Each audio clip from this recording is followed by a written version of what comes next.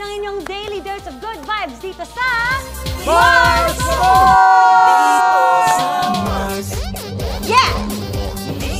Ha, ha, ha.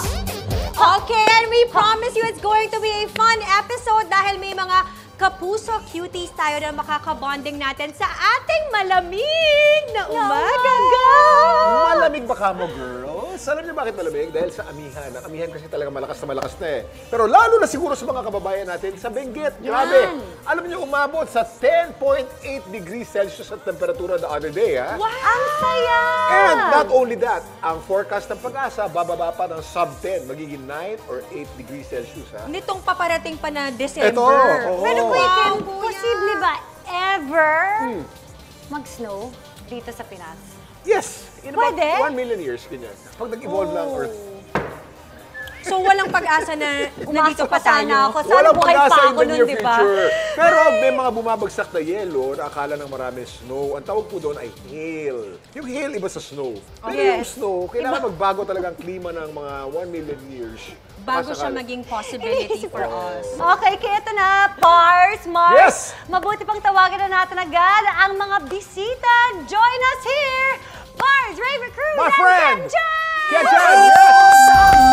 Woo! Guys! Woo! Kwentuhan na tayo, guys! Hey, Kwentuhan na tayo, guys! Varsity! Paano na yan, Mars? Si Bro! Medyo kinakabahan ako today. Nandyan si Bro eh. Nako, Kuya Kim, kabahan ka na. Nandyan si Bro.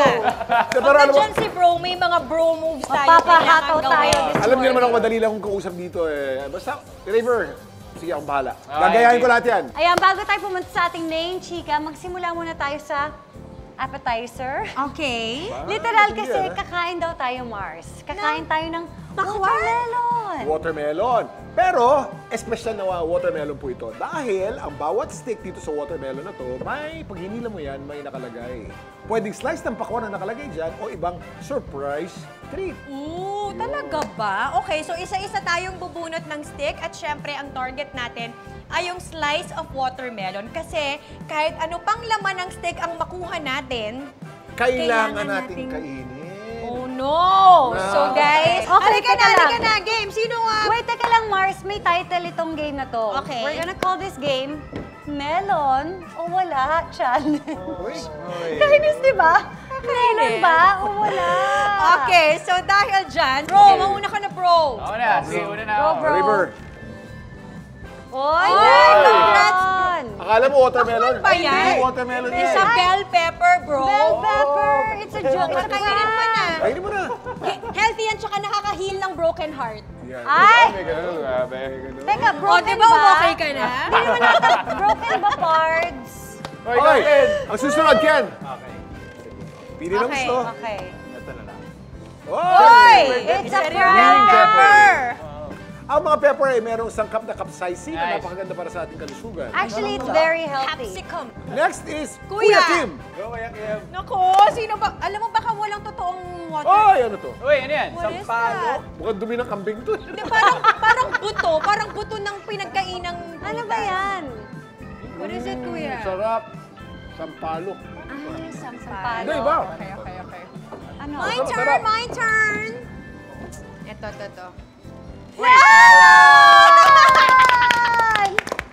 Melon! Okay. Go, Mars. Okay. Tamis, ah.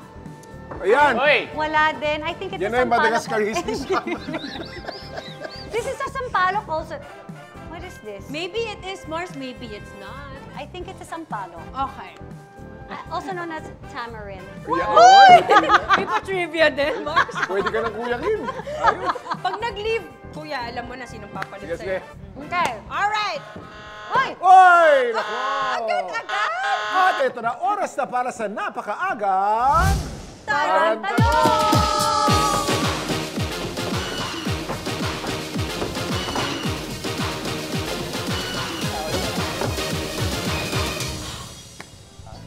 Hop! River! Okay.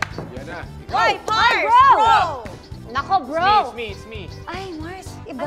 Iba? Dahil meron tayong call a friend. Call a friend. Oo, tumawag kami ng ibang magbabato ng tanong. Panoorin natin. Bro, Ray, Uy, what's up, bro? sa sobrang devoted mo sa paglalaro, totoo ba na kapag naglalaro ka sa phone mo at may biglang tatawag sa'yo, the drop call mo agad, ibababa mo. Tapos maiinis at mababad trip ka pa kapag namatay ang character mo? Yes or no? Paki-explain. Yes? Thank you, bro. Wala mo na explanation. Yes or no? 5 seconds to answer. Yes! Nagda-drop call, Mars!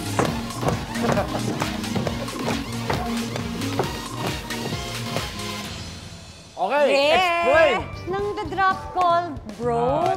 Actually, kaya niya tinanong yan kasi siya yung biktima niyan eh. Drop call ko siya lagi eh.